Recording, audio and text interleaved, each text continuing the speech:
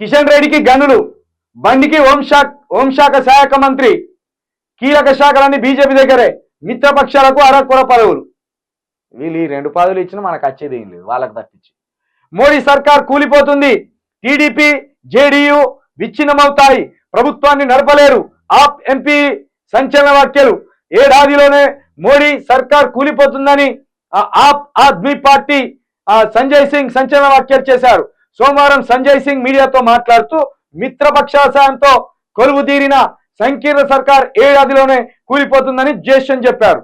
అక్కడ BJP NDA ప్రభుత్వం కూలిపోతుందో తెలియదు, కానీ రాష్ట్రం మీద మాత్రం కేసీఆర్ పార్టీని చంపడానికి కాంగ్రెస్ పార్టీని కంచెల్లి ఇదే ప్రభుత్వంలో నుండి కూల్చేయడానికి మాత్రం ఇదే బీజేపీ ప్రభుత్వం ఒక బిగ్ మాస్టర్ స్కెచ్ చేసింది. దానికి సంబంధించి ఇవాళ లేదా రేపు ఒక మంచి లైవ్ పెడతా.